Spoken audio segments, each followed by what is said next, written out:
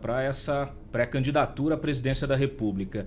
Eu gostaria de pegar justamente o gancho da sua filiação. Você fez um discurso que teve uma repercussão muito boa.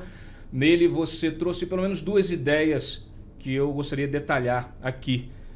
Uma é a criação de uma força-tarefa para a erradicação da miséria e a outra é a criação de um tribunal anticorrupção, Tribunal Nacional Anticorrupção.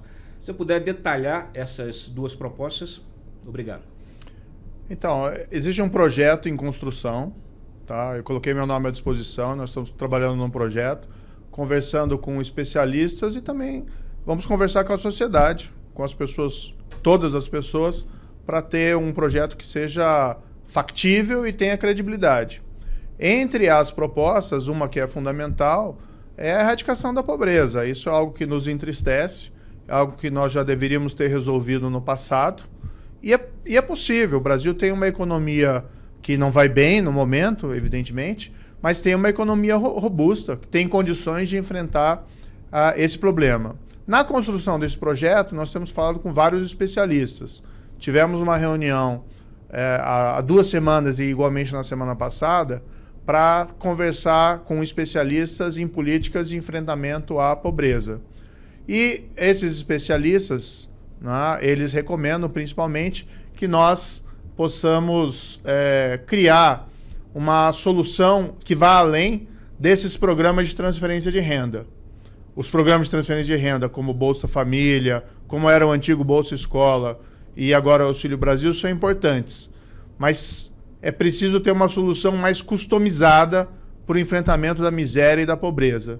Então, a ideia ali é você ter uma governança que possa identificar, em relação a cada vítima da pobreza ou a cada comunidade que tenha esses problemas, qual é a solução específica que possa permitir que a pessoa escape da armadilha da pobreza. Às vezes é uma questão de um emprego, às vezes é uma oportunidade de ensino, às vezes é um tratamento para a saúde. Então precisa ir além dos programas de transferência de renda, sem prejuízo de reconhecer a importância deles. E essa história do Tribunal Nacional Anticorrupção, como é que funcionaria isso? A gente tem o Supremo hoje, acaba tudo indo parar no Supremo, inclusive a própria Lava Jato passou a ser desconstruída via Supremo. Como é que você vai criar um Tribunal Nacional Anticorrupção? Como é que você viabiliza isso constitucionalmente, inclusive? Bem, dentro do projeto, uma parte importante é nós restabelecermos, reconstruirmos o combate à corrupção. Eu tenho dito de maneira muito clara, nós precisamos ir além do combate à corrupção, isso é evidente, mas o combate à corrupção também é algo importante. Não porque é um projeto de vingança ou de punição, não existe qualquer sentimento dessa espécie. Mas a nossa visão é que o combate à corrupção é essencial para que nós possamos viabilizar outras reformas.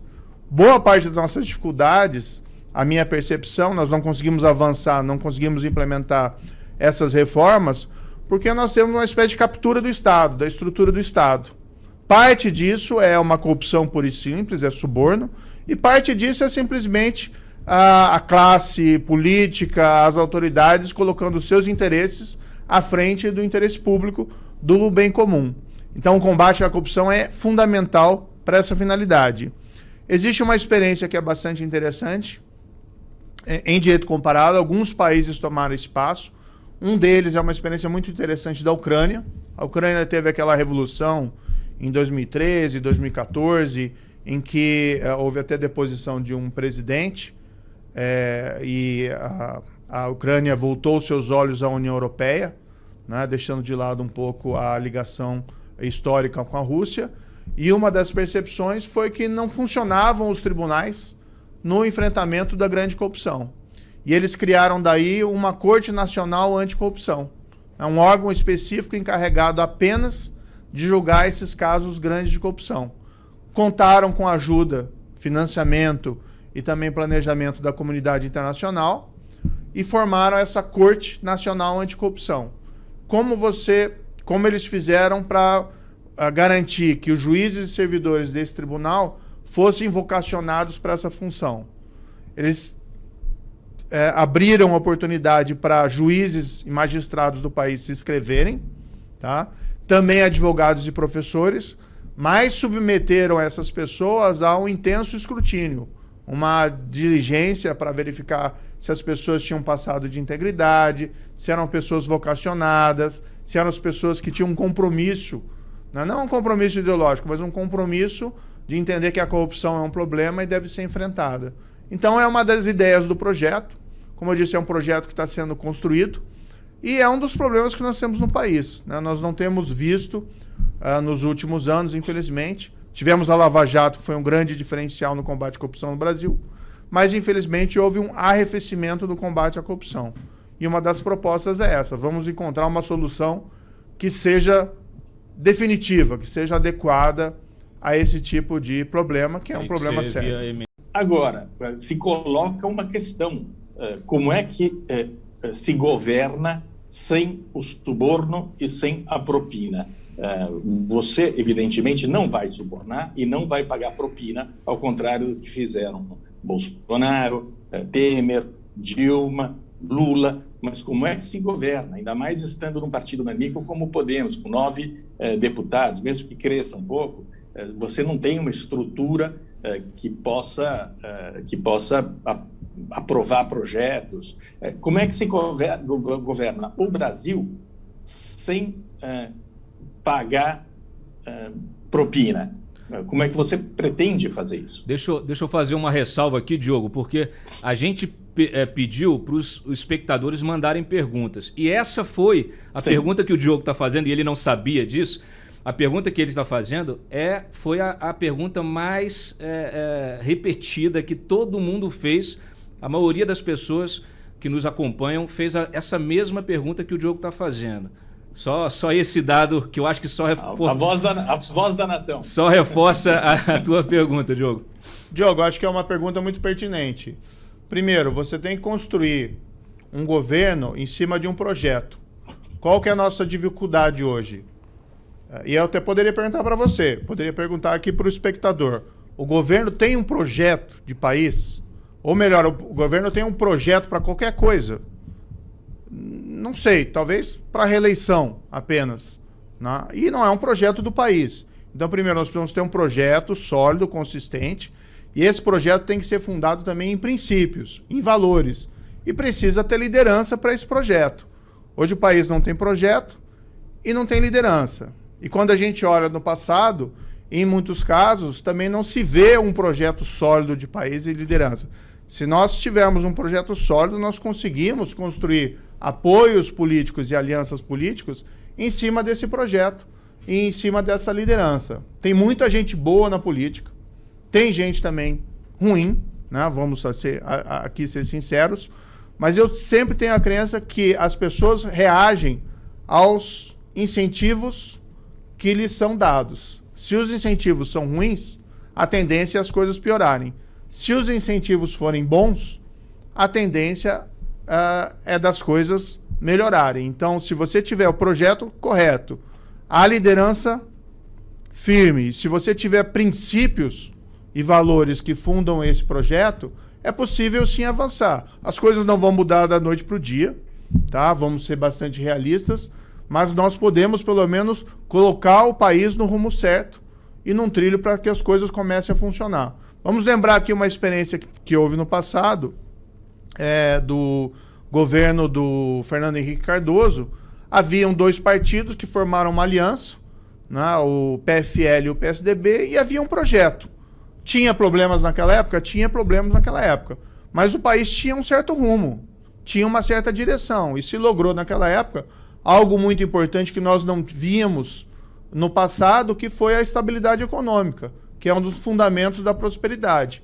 Hoje, absolutamente contrário, a gente vê, pura e simplesmente, os agentes políticos, o Congresso, com todo respeito, muitas vezes até o próprio Judiciário, trabalhando ali com seus interesses paroquiais, sem aquela visão de país. Isso muito deve ser tributado na conta do Poder Executivo, que não tem rumo. O presidencialismo exige que nós tenhamos um presidente com liderança, um presidente que seja um modelo. E nós não temos isso. Vamos ser bastante francos. Você vai pedir para não votarem no Lira e no Renan? Porque o problema todo, acho que é o que o Diogo está botando, é que se você tiver Você, por mais que você governe, por exemplo, pelo exemplo, né? Se você tiver um Congresso reeleito, esse Congresso que está aí reeleito, você está empichado em 6 meses, né? Se muito. Não, como eu disse, você tem que traçar linhas, princípios que você não ultrapassa, mas você tem que dialogar com todas as pessoas. E aí você constrói o projeto, você constrói a política em cima de um projeto definido. É possível avançar, a gente não está, vamos dizer assim, condenados à corrupção, ao suborno. Outros países já tiveram situações difíceis, tão difíceis como a nossa, e eles vão avançando paulatinamente. Nós mesmos já tivemos em situações piores. Nós passamos mensalão, nós passamos petrolão, durante a Lava Jato nós vimos o país avançar, né? Agora estamos numa situação ruim, mas daí a dizer que não tem saída dessa situação, aí eu não acredito nisso. Eu acredito no potencial que nós temos, né? Cada brasileiro e também como país, de nós irmos adiante. Não vejo um beco sem saída. Se eu visse um beco sem saída, eu não estava aqui. Claro. Eu vejo isso com muita clareza durante a Operação Lava Jato. Ou melhor, vamos dar um passinho atrás. O Brasil sempre teve uma imagem ruim na comunidade internacional em matéria de corrupção. Tá? Teve um episódio até um pouco antigo, na década de 90, em que um relatório de um secretário de comércio dos Estados Unidos afirmou que o Brasil tinha corrupção endêmica. E aquilo gerou toda uma movimentação e correções diplomáticas, mas era um pouco a verdade dos fatos. Em filmes de Hollywood, o Brasil muitas vezes aparece como um destino final de criminosos que fogem da lei. Durante a Lava Jato, essa visão do país mudou. E o Brasil começou a ser visto como um país que estava fazendo a lição de casa. Estava enfrentando a impunidade da grande corrupção.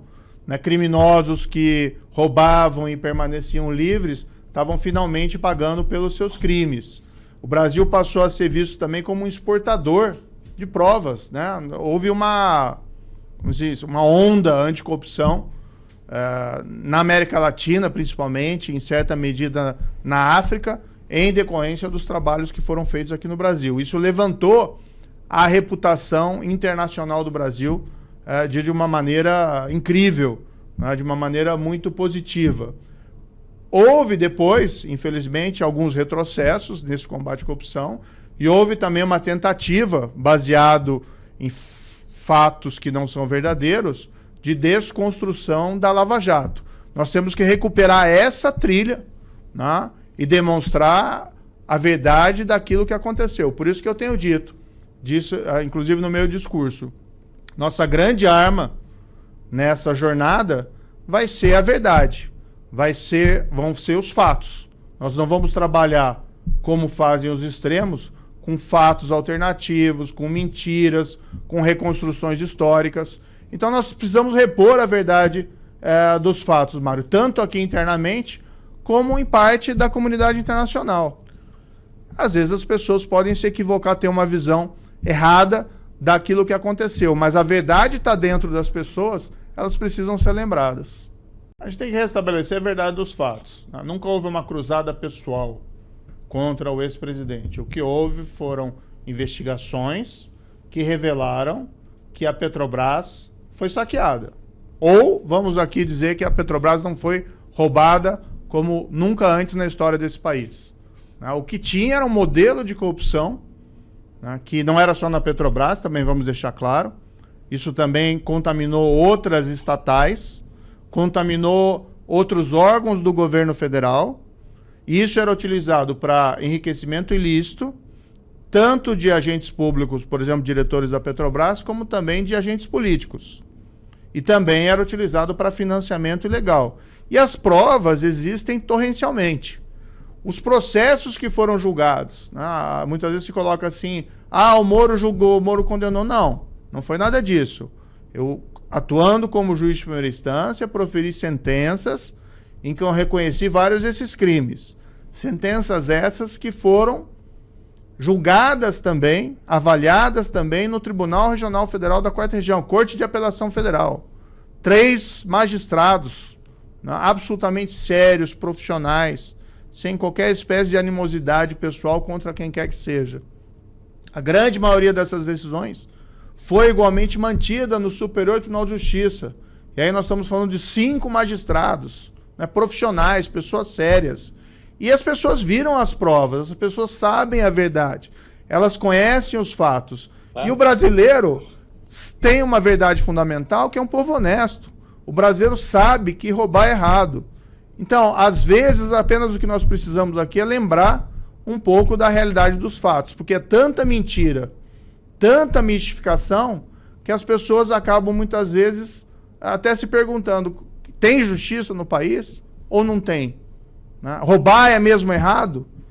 As pessoas sabem que roubar é errado e as pessoas querem justiça. Essas são verdades simples que não mudam, em que pese todas essas mentiras que são contadas. Agora, você fala que nunca foi pessoal, obviamente, você estava como juiz atuando nesses casos todos, só que depois disso você virou ministro da Justiça, depois saiu, hoje você é alvo, né? Desde então você tem sido alvo de fake news, alvo de narrativas, de um lado os bolsonaristas chamando de traidor, atacando sua família, do outro lado os petistas também atacando você pessoalmente, te chamando de juiz parcial. Você viu todo o seu trabalho indo para o lixo pelas mãos dos ministros do STF. A campanha de 2022 não passa a ser pessoal? Uma pergunta aqui, a do Cláudio, por favor. Posso? Claro. Posso engatar uma pergunta? Claro, É simples. Claro. Em conversas que nós temos com as pessoas e tudo mais, de diversos ambientes, né, o fato de você ter aceitado o convite do Bolsonaro para integrar o governo dele é muito mal visto. E isso será usado, já está sendo usado contra você. Você não se arrepende de ter aceitado o convite do Bolsonaro para ser ministro da Justiça e Segurança Pública do governo dele? Mário, respondendo a sua pergunta e também a do Cláudio, coloquem-se na minha posição em 2018. Um novo governo, tá, eleito, o presidente, havia controvérsias em cima da figura do então deputado Bolsonaro? Havia. Mas também não havia uma chance de dar certo. Não houve ali mais de 50 milhões de brasileiros que fizeram uma aposta, né, uma crença de que poderia dar certo. Claro que muitos ali votaram também porque não queriam que era naquele momento simplesmente dar o aval a todo o modelo de corrupção que vinha do governo dos Partidos dos Trabalhadores. Você tinha um candidato ali que não fez o meia-culpa. Você tinha o Partido dos Trabalhadores que não reconheceu os erros, como não reconhece até hoje. Mas você teve uma eleição legítima e as pessoas depositaram a esperança. Havia uma chance de dar certo. Eu estava lá como juiz da Operação Lava Jato, entendia que já tinha feito a maior parte do trabalho que me cabia e eu sabia que viria uma reação. Havia conhecido os magistrados da Operação Mãos Limpas, tiveram aqui no Brasil, inclusive, Percamilo Davigo, Gerardo Colombo, o Antônio de Pietro, e todos eles unânimes em me dizer, houve uma reação e que minou, enfraqueceu o combate à corrupção. Fizemos tudo o que podíamos como magistrados, mas ainda assim o sistema revidou. E eu vi no convite uma oportunidade, né, de ir ao governo, tá, e consolidar esses avanços anticorrupção. Além de trabalhar em outros temas, como por exemplo combate ao crime organizado e combate à criminalidade violenta, que era o foco do Ministério da Justiça na minha época, para melhorar a vida das pessoas. Tendo essa possibilidade, eu me vi naquela situação, como é que você vai dizer não à chance de construir um país melhor? E aceitei. Agora, o meu compromisso era com meus princípios, com meus valores e o compromisso também com as pessoas, com os brasileiros e com as brasileiras. Então, permaneci no governo. Quando constatado que o governo havia traído esses compromissos, que o projeto do governo não era consolidar os avanços anticorrupção, quando constatado que o governo não cumpriria aquela promessa de não proteger ninguém contra investigações, eu saí. Eu podia estar lá no governo, hoje, como ministro. E ministro é um cargo de prestígio, de poder. Né? É difícil você abrir mão de um cargo de ministro, mas é mais difícil você abrir mão dos seus princípios e dos seus valores. Quando eu cheguei nesse momento de dilema, eu saí. Eu acho que isso mostra, né, a credibilidade. Isso mostra que o meu compromisso, desde o momento que eu aceitei o convite do presidente, foi com as pessoas, foi com o projeto da consolidação dos avanços anticorrupção. Não fui ali por poder ou por prestígio. Qual a sua opinião sobre o ministro Gilmar Mendes? O ministro Gilmar Mendes é o seu antípoda, né? Ele, inclusive, ele tem uma atitude bastante ativa, né? No enxovalhar a sua reputação, né? No enxovalhamento da sua reputação, né? Ele, por exemplo, agora em Portugal, afirmou em relação à sua candidatura e a candidatura do Deltan Dallagnol, né, que vocês, na verdade, agora estavam despidos da toga, mas que vocês já faziam política com toga. Então, eu gostaria de entender, essa figura do Gilmar Mendes, ela não o assombra nos seus pesadelos, né? Você não sente nenhuma raiva do Gilmar Mendes? Eu não acredito que você não sinta raiva do Gilmar Mendes, você não xingue o Gilmar Mendes no íntimo. Eu não estou querendo que você faça isso aqui. Aliás, até seria interessante do ponto de vista de audiência, né, Rob? Eu posso fazer por ele, se você quiser. Mas assim, em poucas palavras, como é que você definiria o ministro Gilmar Mendes? Olha, que foi, vamos lembrar, que foi o condutor, né? O condutor da sua suspeição no STF e que usou prova ilícita, né? Que são as mensagens que foram hackeadas, né? Como reforço argumentativo, né? Ele e outros ministros. Mas ele é que destruiu também a prisão em segunda instância, né? Que gerou toda essa reviravolta na Lava Jato. O primeiro ponto foi a mudança dele de uma hora para outra. Ele que apoiava a prisão em segunda instância e deixou de apoiar num determinado momento, quando o PT não estava mais no poder. A propósito de bilis pessoal. Olha, talvez vocês não acreditem, mas assim, o trabalho que foi feito como juiz, tá? Eu sempre encarei como meu dever, tá? E eu vi esses avanços no combate à corrupção com muita alegria, porque a minha percepção é que o país avançava. Tá? Avançava no sentido de afirmação da justiça. Quem cometeu crime tem que pagar pelos seus crimes, é simples assim. Se você rouba dinheiro público, você tem que ser punido, você não pode ser premiado. O que era a realidade do Brasil, mas mudou durante a Lava Jato. Infelizmente, nós temos visto retrocessos nesse sentido. Tá? E também por entender que o combate à corrupção permite que nós tenhamos políticas públicas mais eficientes e que nós possamos avançar também nas reformas necessárias para nós melhorarmos a vida das pessoas.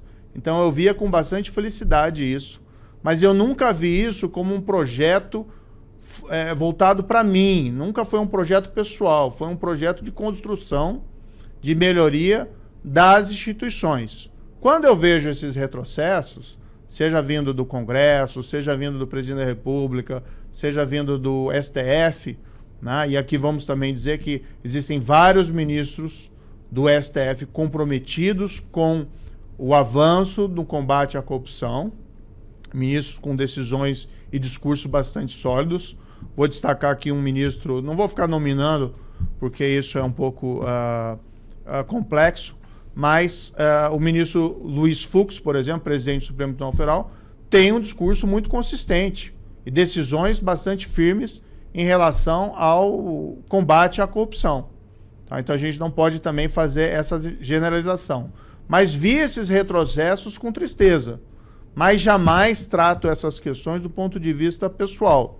Eu tenho uma grande admiração, não é? Talvez até porque está presente até pouco tempo nos Estados Unidos, mas mesmo antes, nós podemos fazer um comparativo com a nossa época atual, essa polarização excessiva, com que os Estados Unidos vivenciou na época da Guerra Civil, em que havia a questão da abolição da escravidão, houve a Guerra de Secessão, e aquilo gerou muito rancor, muito mais do que nós temos hoje no Brasil.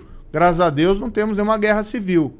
Quando houve a vitória, né, da União frente à Confederação, o que você poderia ter? Você poderia ter um banho de sangue, né? Você poderia ter a vingança, a retaliação. Mas aí você tem um líder, né? Você tem uma liderança que diz, olha, nós precisamos reconstruir o país, né? Nós precisamos tratar todos sem malícia e com caridade, né? Que era o Abraham Lincoln. Então, eu acho que esse tipo de movimento, que é o movimento que nós precisamos hoje, quando nós vemos esse país dividido, pelo menos do ponto de vista político. É a política contaminando as pessoas comuns, gerando animosidades. Então nós precisamos ter um discurso de conciliação, o que não significa aí, que eu acho que é um erro, que muitas pessoas, quando falam em conciliação, esquecem que nós precisamos ter também princípios, valores, e nós precisamos ser vigorosos. Agora, nós não devemos ser agressivos. Então, assim, a minha opinião sobre fulano X ou fulano Y, eu acho que não importa tanto. Agora, eu sim vejo com tristeza o enfraquecimento do combate à corrupção, mas não vou tratar essas questões do nível pessoal. Justiça e conciliação. Moro, e a reeleição? Você vai se recandidatar em 2026, depois de ser eleito em 2022? Ou você abdica dessa possibilidade e apresenta uma emenda constitucional para abolir a reeleição em todas as esferas e todas as Eu só cargos. posso te responder categoricamente, Diogo. Sim, né? Eu acho que um dos males que nós tivemos foi o Instituto da Reeleição, tá? Que faz com que lideranças fracas passem desde o primeiro dia após eleitas, pensarem já em construir um governo fundado unicamente na oportunidade eleitoral. Nós vimos vários estelionatos eleitorais de último ano de mandato, apenas para garantir essa reeleição, a um custo enorme para o país. Se diz, por exemplo... agora, né? Se diz, por exemplo, que uma das causas da grande recessão de final de 2014 até 2016 foi um rombo das contas públicas agravado não só por políticas econômicas equivocadas, mas por um desejo de reeleição em 2014.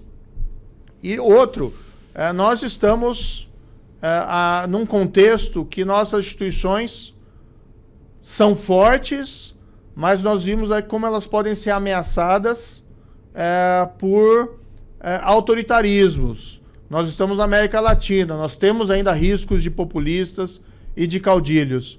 Então é melhor para todo mundo que nós não tenhamos o Instituto da Reeleição.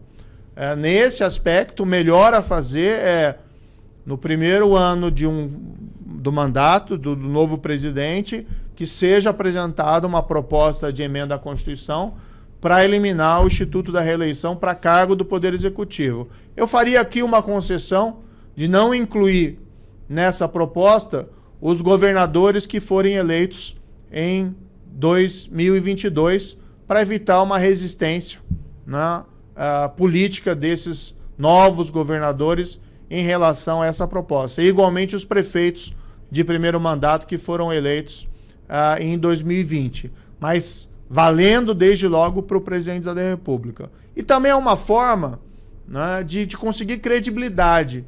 Como eu mencionei agora há pouco, um dos problemas que nós vemos hoje é que a população olha o governo, olha muitas vezes os representantes eleitos, e a crença que a população tem esses caras só estão trabalhando para eles mesmos. Quem que está pensando na população? Quem que está pensando em melhorar a vida das pessoas? Estão pensando nas eleições. É uma maneira da classe política também se posicionar e colocar, olha, nós vamos ter aqui um compromisso em reformas, em melhorar o país, em diminuir a inflação, em melhorar o emprego, em trazer comida para o prato das pessoas. Não estamos pensando em nós mesmos nesse momento. Pode ser um gatilho para impulsionar credibilidade e novas reformas. Tudo que me levou a escolher o Podemos. O Podemos tem um grupo de parlamentares, tá, que tem atuado com uma pauta muito correta em relação a temas que para mim são importantes. Por exemplo, é um dos partidos que fechou questão quanto ao fim do foro privilegiado. É um dos partidos que fechou questão em relação a volta da execução em segunda instância. Isso eu observava desde a época que eu era ministro da Justiça.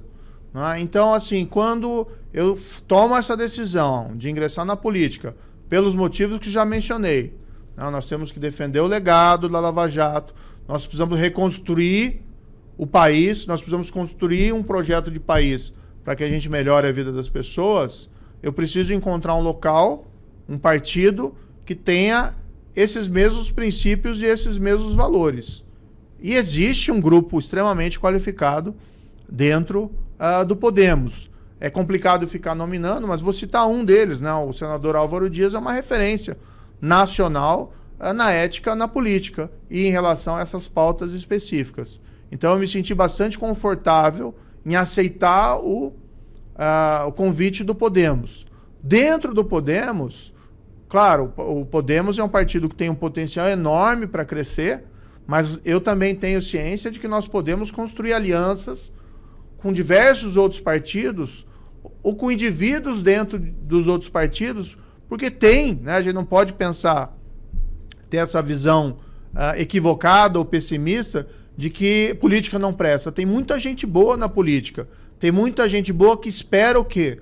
Uma oportunidade e os incentivos corretos para fazer a coisa certa. Mas se você não tem liderança, você não consegue ir em lugar nenhum. Se você não tem princípios, se você não tem valores, você não vai avançar. Agora, você precisa de uma base. Então, eu me sinto muito confortável no Podemos, sem prejuízo de nós construirmos alianças. Mas você citou o Álvaro Dias. O Álvaro Dias está num acordo com o Ratinho Júnior para ele se candidatar à reeleição lá no Paraná. E o Ratinho Júnior ficou ligado com o Bolsonaro. Quer dizer, como é que você vai fazer campanha no Paraná, por exemplo, se o teu senador do teu partido está na aliança com o presidente da República? Há muito tempo, até as eleições, nós vamos ter que verificar todos esses fatos. É claro que nós vamos procurar sempre agentes políticos e projetos que comunguem com o nosso entendimento. Né? É possível, sim, construir palanques estaduais, palanques regionais, entre vários partidos e entre vários candidatos, mas é muito prematuro para fazer algumas afirmações, inclusive que acho que você fez aí. Não, nós vamos ter que analisar os acontecimentos. A análise que a gente faz é o quadro atual, né? Nós estamos muito longe das eleições de outubro. Então muita coisa pode mudar. Moro, só pegando aqui o gancho, estamos muito longe das eleições de outubro. Qual é o seu prazo? Seu prazo, eu digo, para se candidatar. Porque, eu não tenho prazo de validade, não, viu? Não é prazo de validade.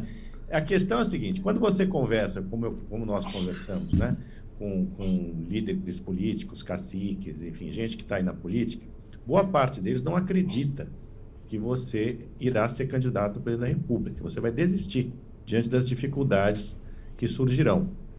E também põe na dúvida que você atingirá um patamar de intenções de voto suficientemente grande para atrair partidos e políticos para o seu projeto. Bom, enfim, independentemente desses dados, eu queria entender, você tem para você mesmo, não é um prazo de validade, mas assim, se chegar lá em abril, maio, e você não conseguir tecer aliança, se você não conseguir decolar nas pesquisas, você vai se lançar candidato a presidente da República ou você vai se candidatar a outro cargo? Ou a entrada na política é só para ser presidente da República?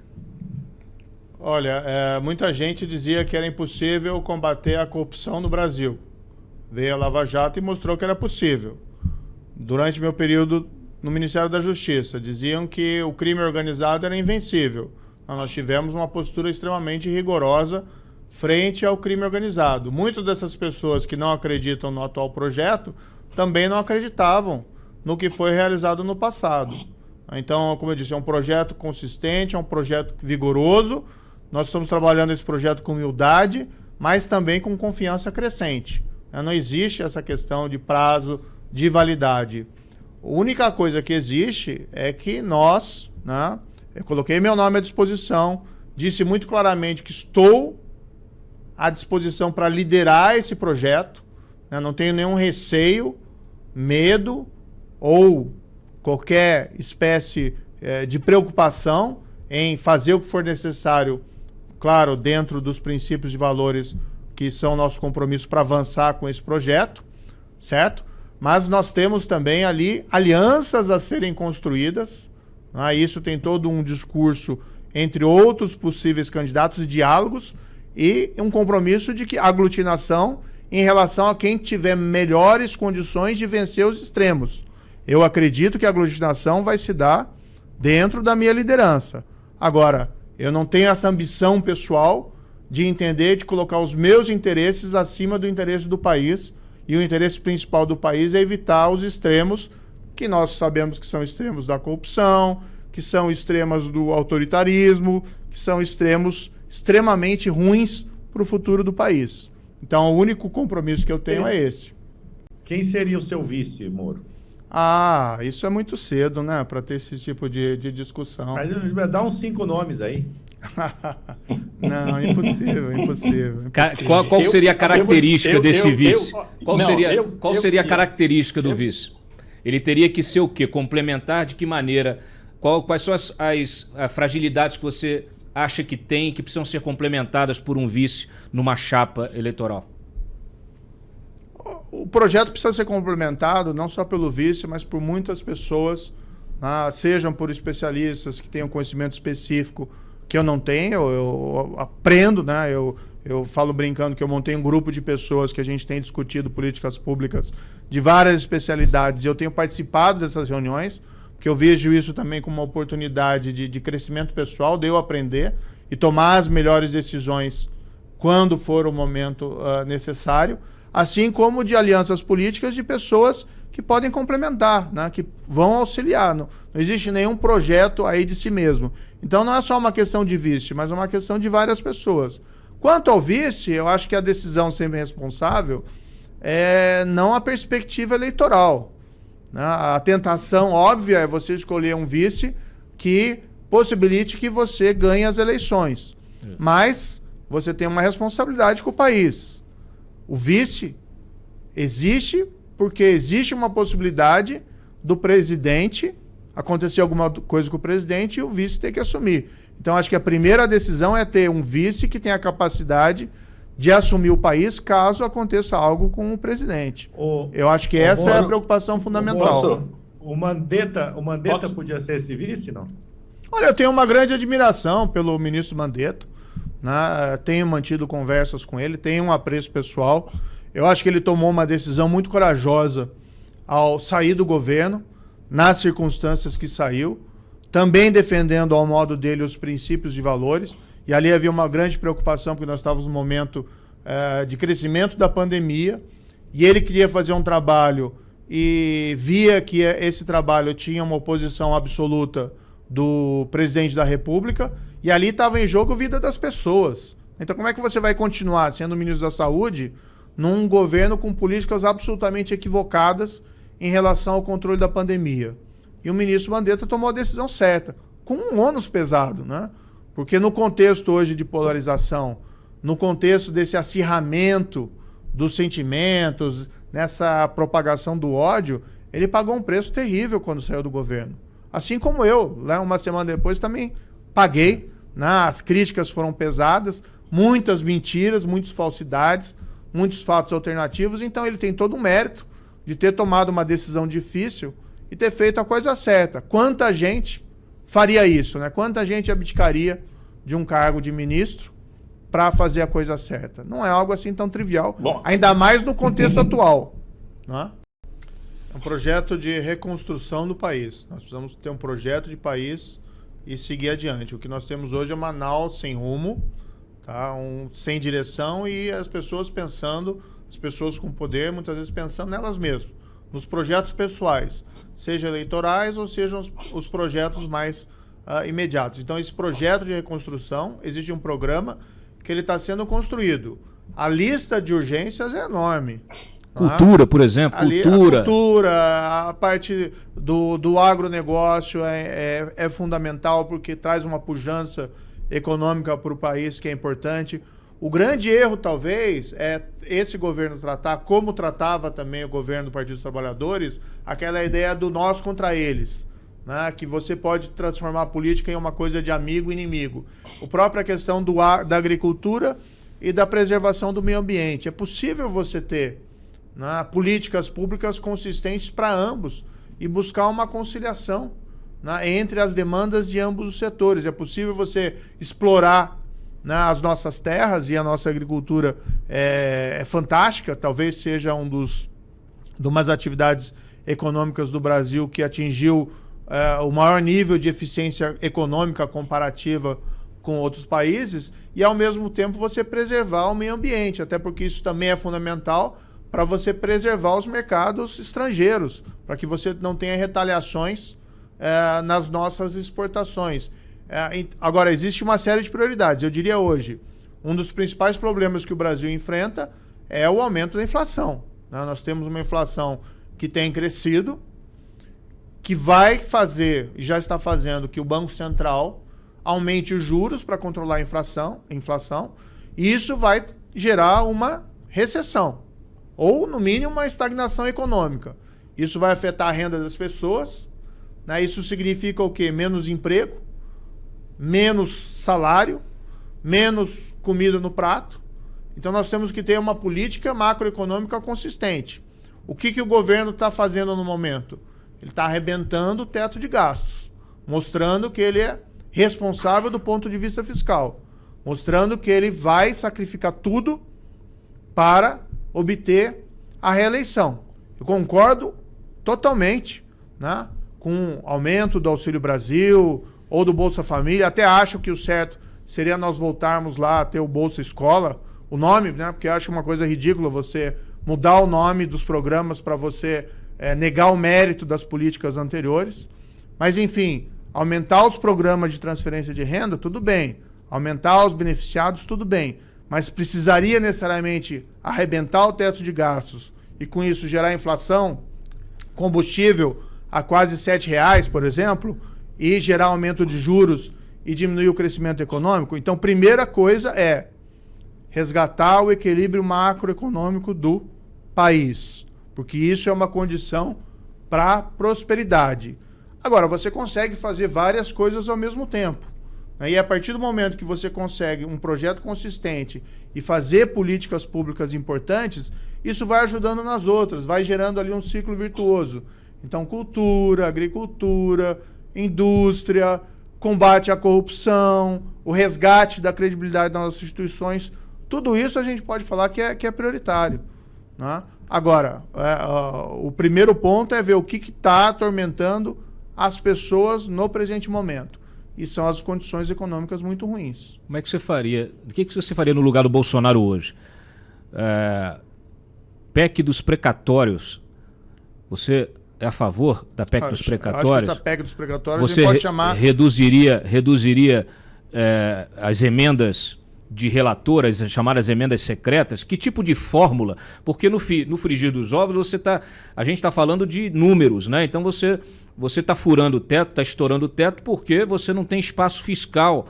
E você não tem espaço fiscal porque a máquina continua inchada. Que tipo de decisão prática hoje, se você fosse o presidente, você tomaria nesse caso específico para pagar um auxílio emergência, um Auxílio Brasil, um Bolsa Escola, Bolsa Família, não importa, a bolsa que for de R$400 para garantir assistência a essas milhares de pessoas que passam fome e, ao mesmo tempo, manter a responsabilidade fiscal? Primeiro ponto, é fundamental. No cenário econômico difícil que as pessoas estão sofrendo, nós temos visto aquelas imagens, né, de pessoas com dificuldade até para comer, né, buscando lá restos de comida, buscando lá ossos sem carne para poder sobreviver. Então é urgente que nós tenhamos políticas sociais que possam enfrentar essas dificuldades, entre elas o aumento dos benefícios dos programas de transferência de renda. Esse é um ponto. Agora, o que é questionável é a necessidade de se arrebentar o teto de gastos para fazer isso. Não é. Tá? O Podemos, tá? O senador Eurovisto Guimarães, apresentou uma PEC, semana passada, PEC 41, 2021, tá? Que permite a ampliação desses benefícios sem arrombar o teto de gastos. Porque se você arrombar o teto de gastos, primeiro, a tua reputação a tua credibilidade fiscal vai a zero. Quando foi aprovado o teto de gastos lá atrás, houve uma queda expressiva da taxa de juros. Isso propiciou investimentos no crescimento econômico do Brasil, seja privado ou seja público. Quando você, então, agora rompe com essa política, com o teto de gastos, a consequência vai ser o aumento de juros. E o aumento de juros vai gerar o quê? Menor crescimento econômico ou até mesmo recessão, que é uma hipótese que algumas instituições financeiras ou analistas econômicos estão colocando. E recessão aqui, vamos explicar bem, né, para o telespectador. Recessão significa menos emprego, menos renda, menos prosperidade. Né? Ou seja, alternativas para se garantir esses benefícios sem gerar essas consequências colaterais tão negativas para os brasileiros.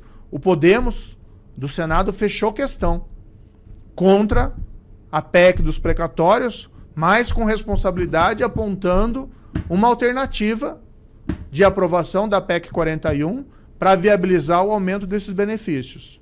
Né? Porque está sendo utilizado uma espécie de cavalo de Troia, né? Da necessidade de aumento dos benefícios, que nós concordamos, mas com isso está rompendo aí o teto de gastos. Há despesas ali previstas que não são necessárias. É possível sempre uma alocação melhor dos recursos. A própria questão aqui mencionada de emendas de relator é algo absolutamente desnecessário, não é prioridade do país nesse momento. Ou seja, nós vamos garantir emenda do relator, aumento do fundo eleitoral ao custo de uma recessão, né? Os políticos, a classe política, nós conseguimos convencer as pessoas que isso é necessário. Quando o desemprego aumentar ali na adiante, qual que vai ser a resposta que as pessoas vão poder, a classe política vai poder dar para as pessoas? Eu acho que o Podemos está apresentando a resposta correta. Aí, mais um dos motivos pelo qual eu me orgulho de estar no Podemos. Nós vamos defender a coisa certa. A coisa certa é aumentar os benefícios, Auxílio Brasil e Bolsa Família, sem, no entanto, fazer isso arrebentando o teto de gastos. E é possível sim fazer. O que aconteceu foi o seguinte: eu acolhi a oportunidade pelos motivos que já mencionei. Eu vi uma chance. Veja, mais de 50 milhões de brasileiros elegeram um novo presidente. Havia ceticismo, havia desconfiança? Sim, mas também havia esperança de que pudesse dar certo. E os primeiros movimentos foram de nomear pessoas qualificadas, o ministro da Economia, ministros das áreas técnicas. Então havia uma expectativa de uma mudança no país. Eu assumi com essa missão, apresentei projetos nessa linha. As ações que foram tomadas no Ministério da Justiça eram todas consistentes com os princípios que me levaram a aceitar a decisão de ir para o governo. Paulatinamente, no ano de 2019, a minha percepção foi que a minha pauta estava sendo sabotada. Né? Se você tem resistência no Congresso, isso é algo normal. Nós temos uma separação dos poderes. Se você tem dificuldades, às vezes, nas cortes de justiça, no Poder Judiciário, isso é normal, faz parte da separação dos poderes. Tem que se dialogar e tem que se trabalhar para vencer essas dificuldades. Mas quando você começa a sofrer sabotagem do próprio presidente do Palácio do Planalto, aí tem alguma coisa de errado. E eu comecei a perceber isso durante o ano 2019, primeiro na questão envolvendo o COAF, depois nas declarações públicas do presidente querendo interferir na Polícia Federal, isso já em agosto lá de 2019, na falta de apoio ao projeto anticrime. O projeto anticrime tramitou no Congresso, ele foi aprovado ali em dezembro de 2019, foi para veto presidencial, sanção ao veto presidencial. O presidente não vetou algumas medidas que infelizmente minavam o combate à corrupção, que haviam sido inseridas pela Câmara dos Deputados durante a tramitação. Então ali eu já tinha perdido a confiança. Mas eu também acreditava que a minha permanência no governo ainda assim era importante, que eu queria preservar a Polícia Federal de qualquer espécie de interferência. Claro que não é só uma questão da instituição, Polícia Federal, mas também porque eu entendia que aquilo era importante para o país, né? Preservar a Polícia Federal, para que ela pudesse realizar o seu trabalho e não ter a sua atividade desvirtuada. Então eu fui estendendo minha permanência no governo até um momento limite em que há essa interferência e eu decido realmente sair, porque aí não faria mais sentido eu permanecer no governo, né? Então, basicamente, enfim, já em 2019 já tinha essa percepção. Agora, enquanto você é ministro, Diogo, do governo, você está lá, acho que não cabe você ficar criticando publicamente o presidente ou externando essa discordância. Então você tem que fazer o seu trabalho. E eu internamente defendi as minhas posições com muita veemência, certo? Não só da minha pasta, mas nas outras pastas em que eu entendia que havia um ponto fundamental que eu deveria me pronunciar, como no caso da pandemia, até que chegou um momento limite que eu disse, olha, não faz mais sentido eu ficar. Se você estava ficando para evitar interferência e o presidente te pula você para fazer essa interferência, né? Então aí você tem que sair. Vamos pensar, né, o que nós pensaríamos se tivesse havido o mesmo nível de interferência durante governos anteriores, durante a Operação Lava Jato. Né? Seriam inaceitáveis. Houve tentativa. Houve tentativas, mas não houve sucesso. Moro. E eu sempre tive presente assim, enquanto eu estou com o ministro da Justiça, eu sou um garante contra qualquer espécie de interferência. Porque eu não interferia. Eu escolhi pessoas técnicas para trabalhar lá. Eu não ficava conduzindo investigação, ou pedindo que investigasse X ou Y, ou pedindo qualquer espécie de coisa inapropriada. Porque ninguém faria isso enquanto eu fosse ministro. Entendeu? Ô, Moro, só uma coisa. Nessa cronologia aí que você fez para o Diogo, tem um ponto aí que me causa alguma dúvida. Porque em 16 de fevereiro de 2020, a sua esposa deu uma entrevista ao Estadão e que disse, abre aspas, sou pró-governo federal. Eu não vejo o Bolsonaro, o Sérgio Moro. Eu vejo o Sérgio Moro no governo do presidente Jair Bolsonaro. Eu vejo uma coisa só. Fecha aspas. Bom, a esta altura do campeonato, segundo a sua cronologia, você já havia percebido, embora ainda permanecesse no governo, que o Bolsonaro estava sabotando o seu projeto. No entanto, a sua esposa dá essa declaração e isso parece um pouco contraditório em relação a essa cronologia que você nos deu. Você poderia explicar essa declaração da sua esposa em fevereiro de 2020? Mário, muito claramente, eu adoro minha esposa, tenho uma confiança absoluta ainda bem, na minha esposa. Ainda bem que você está falando isso. Né? A gente tem 22 anos de casados, 2 filhos, né? Nós temos uma parceria fundamental. Ela ali se expressou mal nessa entrevista, mas o que havia ali, veja, mesmo eu não colocava essas discordâncias em relação ao presidente de maneira pública. E havia um movimento da imprensa que percebia que havia esse desconforto. O próprio antagonista publicava ocasionalmente notícias informando, olha, a relação não vai bem, né, entre o presidente e o ministro. Agora, eu como ministro, eu não posso simplesmente confirmar esse tipo de notícia. E, na verdade, o que eu queria fazer era construir. Enquanto eu estava dentro do governo, sempre havia uma chance, uma possibilidade de construir o projeto e tentar fazer as coisas melhorarem. Então, a minha esposa, a Rosângela, quando deu essa entrevista, ela foi um pouco nessa linha, tentando, vamos dizer assim, deixar... É muito claro que eu não sou o presidente Bolsonaro, eu sou uma pessoa muito diferente do presidente Bolsonaro.